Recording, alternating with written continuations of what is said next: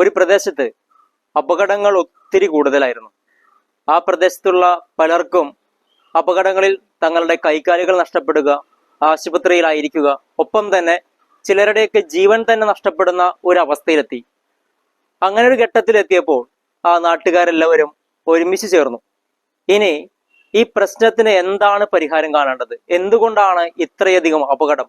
ഈ അപകടങ്ങൾ കുറയ്ക്കാൻ നമുക്ക് എന്താണ് പരിഹാരം? അവരെല്ലാവരും കൂടി ആലോചിച്ചു. പലരും ഒരുപാട് മാർഗങ്ങൾ ഇങ്ങനെ പറഞ്ഞുകൊണ്ടിരുന്നു. പക്ഷെ അതൊന്നും അത്ര സ്വീകാര്യമായില്ല. ഒടുവിൽ ഒരാൾ ഒരു തീരുമാനം പറഞ്ഞു, നമുക്കൊരു കാര്യം ചെയ്യാം.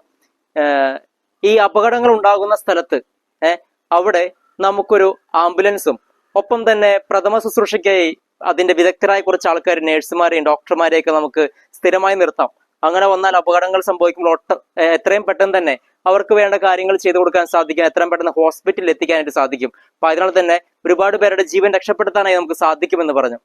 അപ്പൊ എല്ലാവരും അതിനെക്കുറിച്ച് ചിന്തിച്ച് ഏകദേശം അതൊരു തീരുമാനത്തിൽ എത്തിക്കാൻ നിൽക്കുകയാണ്. ആ സമയത്താണ് കുറച്ച് പ്രായമായ ഒരു വ്യക്തി, ഒരു അപ്പാപ്പൻ ഇങ്ങനെ പറഞ്ഞു, നിങ്ങൾ ചിന്തിക്കേണ്ട ഒരു കാരണം, അതായത് ഈ അപകടങ്ങൾ കൂടുന്നതിന് അതിനെപ്പോഴും ഒരു കാരണം ഉണ്ടായിരിക്കണം. ആ കാരണം എന്ന് പറയുന്നത് അതൊരു കൊടും വളവാണ്, അത്രയും വലിയൊരു വളവാണ്. ഈ വളവ് നമ്മളെല്ലാവരും ഒന്ന് തീരുമാനിച്ചാൽ, ഒന്ന് ആഗ്രഹിച്ചാൽ അത് നിവർത്താൻ കഴിയും. ആ വളവ് ഒന്ന് കുറയ്ക്കാൻ കഴിയും. അതിനടുത്ത പ്രദേശത്തുള്ളവരൊക്കെ ഒന്ന് സ്ഥലമൊക്കെ വിട്ടു നൽകിയാൽ, നമുക്ക് ആ വളവ് കുറച്ചാൽ, വളവ് നിവർത്തിയാക്കിയാൽ, നേരെയാക്കിയാൽ നമുക്കൊരു കാര്യം ചെയ്യാൻ സാധിക്കും, അപകടങ്ങൾ കുറയ്ക്കാൻ സാധിക്കും. അതെ, പലപ്പോഴും നമ്മൾ ഇങ്ങനെയാണ്, വേരിൽ ചികിത്സിക്കേണ്ടതിനെ വിളവിലാണ് ചികിത്സിക്കാൻ ശ്രമിക്കുന്നത്. പ്രശ്നങ്ങൾ എന്താണെന്ന് അതിന്റെ അടിസ്ഥാന കാരണം കണ്ടെത്തുക എന്ന് പറയുന്നതാണ് ഏറ്റവും അഭികാമ്യമായ മാർഗം.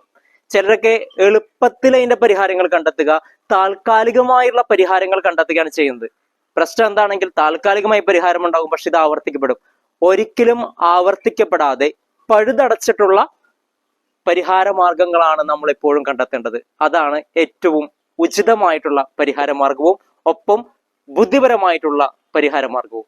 എല്ലാവർക്കും ഒരു ശുഭദിനം നേരുന്നു. നന്ദി.